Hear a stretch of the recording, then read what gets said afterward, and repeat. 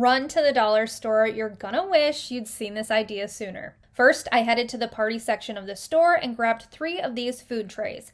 I first got to work on the trays. Since they're plastic and not close to the final color I wanted, I first primed them with 2 coats of a white primer that's made to stick well to plastic. Once the primer was dry, I sprayed each tray with a metallic gold spray paint I already had on hand. I took this wooden bead wreath I found at the Dollar Tree and removed 4 wooden beads from it. Then I used some antique gold rub and buff to paint the wooden beads. I hot glued them to each corner of the bottom of one of the white bins. Next, I flipped a second bin upside down, applied a generous amount of hot glue, then placed a tray upside down over top of it. I repeated that with the last bin and the second tray. Then it was time to put it to use. I have a small area in my living room, which was the perfect place for these bins to store my kids' craft supplies. Another place in my home I found these bins could be useful was in my pantry. A stack of 2 worked best in this space, which meant I could use the other bin for something else. My favorite place to use these bins was actually in my bathroom. I hope you found these Dollar Tree bin hacks useful and put some of them to use in your own home to add a little bit of organization. Thanks so much for watching Home Talk, and I'll see you next time. The next time you're at the dollar store, grab one of these inexpensive plastic bins and give it a farmhouse makeover. I want to give this storage piece a farmhouse feel, so I headed to my paint supplies and grabbed some sandpaper and white paint. Before painting the bin though, I want to make sure that the surface is roughed up a bit, so I'm going to give it a quick sanding with some medium grit sandpaper. Now that the bin is ready, I'm going to give it a coat of white paint. I'm not going to go and paint the inside of the bin because I actually like the gray and it'll match the dresser next to where it will be. To create the farmhouse look that I want, I'm going to add some faux wood grain. I'm using a chip brush because of its uneven bristles and some brown glaze. Only a little bit of the glaze is needed on the brush, and then I just lightly sweep it across the surface. This creates the faux wood, and I can even create some faux knots with the glaze as well. If I want to soften up the lines, just this damp paper towel is all that I need.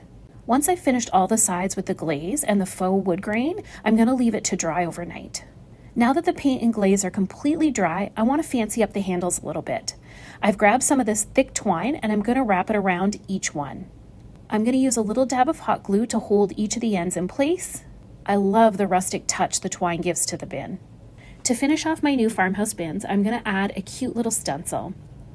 I chose this soft palish pink paint so that it blends in beautifully and it's not really a huge contrast.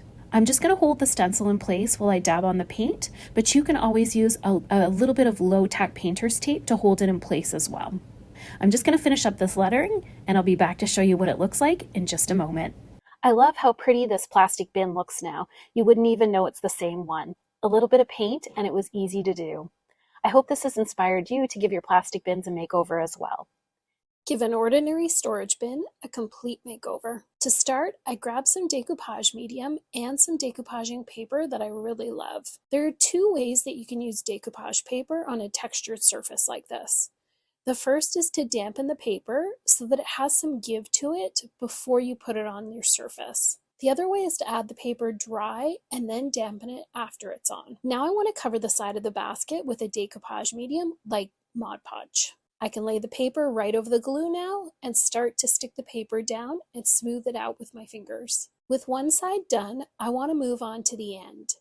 I'm going to lay the paper right over the handle opening and I'll worry about trimming that later when everything is dry. Again, I'm just going to cover the entire side of the bin with the decoupage glue and then lay the paper right down over it. This time I'm laying the paper down dry and then I'm going to use my damp cloth to moisten it once it's in place. Once I have the paper in place, I also want to brush on a layer of the Mod Podge over top of the paper. This is going to help to seal it and it's going to make it nice and durable when it's done. Now that the paper and glue are all completely dry, I want to get rid of any of the excess paper. I'm going to use this fine grit sandpaper and gently swipe across the edge of the bin. This is going to cut off the excess on the edge and then I can just remove it from the rest. In order to make the handles look a little more upgraded and nice, I'm going to wrap them with some thick jute twine. This is going to look great with that green sack paper as well. I can hold the end of the jute twine in place with some hot glue and then just wrap it around the handle. I found these really cool wheels that do not require screws, and I want to add them to the bottom of the bin. They come with some very sticky adhesive, so all I need to do is peel off the piece of paper and stick each one in place. How much better is this bin now that it's been given a makeover? I love that I can roll it around and take it wherever I need it. I have this storage container and I'd love to use it for my office supplies, but I really don't want to see what's inside. I'm starting by giving the container a quick sanding so that the surface is a little rougher. To make the outside look a little better, I want to add some clay designs before I do anything else. I always dust my molds with cornstarch before adding the air dry clay so that it releases easily when I'm done. I'm just going to keep adding clay until the mold is slightly overfilled. To remove the excess clay, I'm going to take an old ruler and just run it from the middle of the design to the outside edge. Now it's time to release the clay. Look at that beautiful flower and all those details. For right now, I'm just going to lay the clay where I want it. I've gone ahead and made some more impressions, and I'm going to lay them all out on the side of the container. Now that I've decided where I want the impressions, I'm using some tacky glue to stick them in place.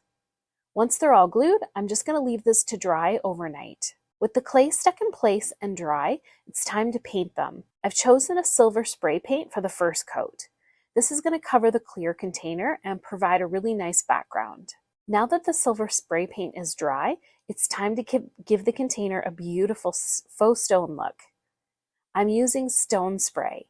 It's a textured spray with different shades of beiges to give the look of stone. The trick with this spray is to do a lot of light coats.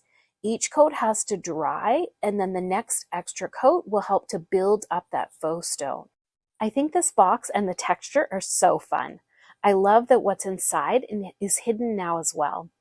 I hope this has inspired you to give your storage a makeover and give it that faux stone look. I started at Dollar Tree by getting the storage containers, $1.25, can't beat them. I started with the 2-pack of placemats and glued them to the fronts of the fabric square containers. It worked out super easily. I made sure that the placemat was evenly put on the one side and then tucked the two ends of that on each side so that when I put the square cloth container into the closet, all you can see is that front. So it looks beautiful.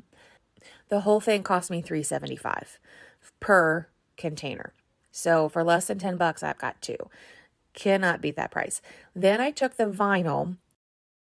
So this one was a little tougher than the cloth cube storage container because the sides are tapered. So the top is wider than the bottom. It wasn't exactly as easy as just making the front centered and then gluing it down on the front and the sides. However, it's pretty close to being that easy. I put the front down with the hot glue like I did on the cloth cube and then pulled the sides down around to each side, and you'll see there was a little bit of the vinyl fabric left over, and I just went ahead and tucked that and glued it down. From the finished styled version you can see of my new linen closet upstairs, the tapered cube looks perfect. So I hope this inspires you to try your hand at some upcycling storage containers, and we'll see you next time.